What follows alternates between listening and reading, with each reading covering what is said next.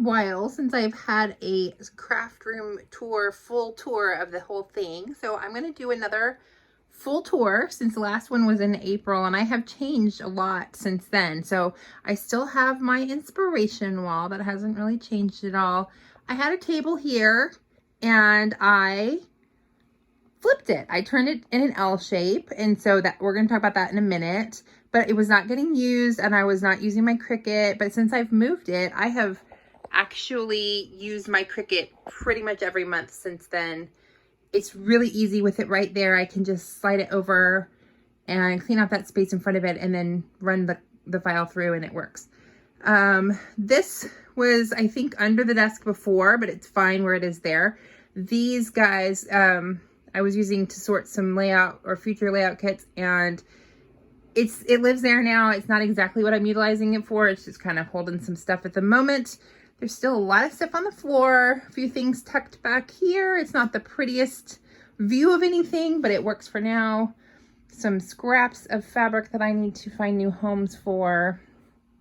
All right, I'm going to walk you over here. I have a craft cart, and this craft cart is still working for work in progress, kind of. Don't use it a whole lot. I kind of just grab the stuff on the top, but I'll talk about that in a second also.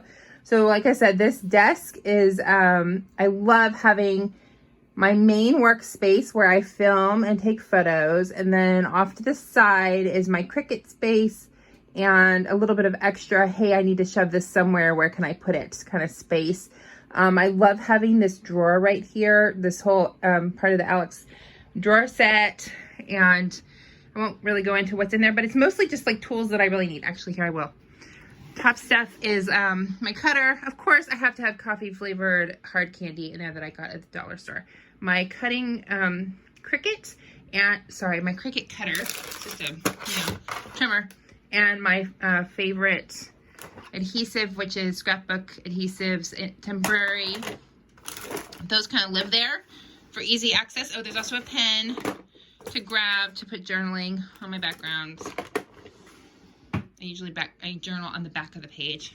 This one has become my adhesives drawer. So when I need to grab any pop dots or whatever those things are called, they're also from Scrapbook Adhesives. And then some tape, Square Pal tape, and some washi tape. I have a lot more to washi than that. And then my scissors kind of live in here most of the time. So these little organizers work really great, especially because this drawer is actually really deep. There's actually some stuff back behind there, but I don't get to it because I obviously can't get to it, but that's okay because I don't need it. This drawer is some stamps that I use pretty frequently. So quick stuff that I want to grab. That's what's in here. I don't think anything else important is underneath. It is pouring down rain right now. Let me move my trash can out of the way. I have not swept or anything. I should have, but I have not. This right here is my, why can't I pull, oh, because this thing's in the way. This is my like layout box. I actually, when I create my how to kill a kits, I put them in one of these plastic totes. This is my kit for this month right now. Also, it's the Counterfeit Kit Club blog, Counterfeit Kit Challenge blog. Kit is the same thing as how I kill a kit with style. So this is actually my Christmas one from July, and I don't like it, and I need to put it away. And then below that is some other random things in that. I don't know what's in those buckets. I have this little drawer unit down here for my scraps. The scraps used to be in the plastic in those bins, and I moved them over here. And they work pretty well in there because I can just reach down there and grab scraps. And then I think the bottom is some extra stickers and ephemera. This is still my paper. I did decide to sort. This is actually paper that I don't want anymore, so that's gonna go to a new home. I did sort some things a little differently. I have it mostly by designer, but I did do some color packets because I have some papers that don't specifically belong with a specific designer or collection anymore, and so I just decided to sort those by pattern and color. But then behind that is mostly designer, so I have a lot of Vicky Boutin. This is Vicky Boutin, Vicky. I took all my paper pads from her apart. Simple Stories has their own folder now. Maggie Holmes. And then Pink Fresh in the back, because I just bought a Pink Fresh mystery box. So that's in there. This has ink in it. That hasn't changed. Still not in love with how it is, but so far it works okay. My desk. You want to see my filming setup. There's my light. There's my arm clamp that I use. I don't typically have this light on. That's just on because it's really dark in here because of the rain. I think I reorganized some of these cubbies. I don't remember exactly how I reorganized them. I think that's all the texture paste right there. Up there's in the corner is some glues. Don't use those very often. I use that Nouveau glue that's down there in the corner. This little drawer unit, they're not separate drawers. They're actually 3 divided drawers. And so that's up there now. That was somewhere else, I think. I think since my last tour, I have had this underneath the desk, and now it's up on top of the desk, and I labeled it, and I now have more labels so I can finish labeling my little drawers. I got a MacBook, and it sits on this little stand, and then this area is pretty much all for filming or video or taking photos. And this cover is actually like contact paper that I got in the dollar section at Target, not $1. My little shelf unit here, I thought about changing that out, but I decided to keep it. But I did take a lot of stuff off of it and moved some things to the other shelf that I'll show you in a minute. I did move this tower that has all my ephemera for different designers. See, it's labeled by designer. So that's over here now, so it's easy to grab. It's on wheels, so I can pull it out and get to those shelves back there. Those are my albums and stencils. I think the rest of that's for junk journaling, some reference books, and some random stuff up there. Put my table back, my chair back. This tower has paint and sprays. The top drawer is mostly stamping, art foamies, and some other mixed media things. It's mostly sprays and ink and by color. So greens and purples in this drawer. Blue gets its own drawer. Red and yellow and orange are all together in a big mess. The bottom drawer is super deep, and that's where I keep random stuff, a lot of art things. Some canvases apparently, some old bottles of Mod Podge and gesso and whatever kind of overflow stuff that I need to keep in there. This is the mat that I have a thing, kind of as a background. I was using it to take photos, but now I don't really need to do that because I have the thing on my desk now. So I still use it if I really want to do like some mixed media or something and protect the under thing on my desk. This is kind of a little bit of a jumble here. I guess I have some stuff that needs to be put away, but that's from actually when I put the stuff on my desk. This is just like my dies and embossing folders. I don't have a whole bunch. This is some of those tools that were on my cart before, so I reorganized my cart.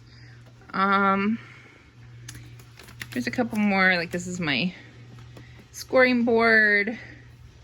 This is some mixed media. This is magazine. And I've reorganized my drawer a little bit. I've got a sorting thingy, and this used to sit on my desk, but now it sits in here with some tools in it. And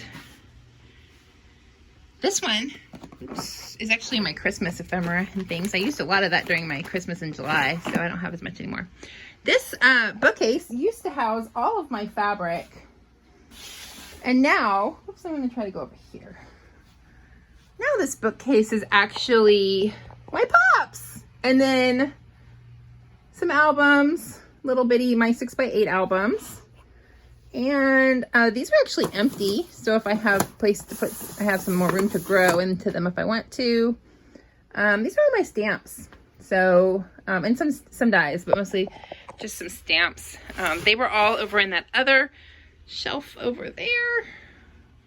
but I couldn't get to them because of that plastic rolling thing. So now they live over here, and I honestly don't know that I'll use them very often. I'm not much for stamping anymore, but they're there. This closet is a huge mess. These buckets, there's three totes. That's all my fabric. I don't even think it's all of it, but it's most of it. Actually, that bag has fabric in it too. I'll be destashing that probably pretty soon. This tower has, of drawers has some ephemera in it, but, I've taken a lot of it out.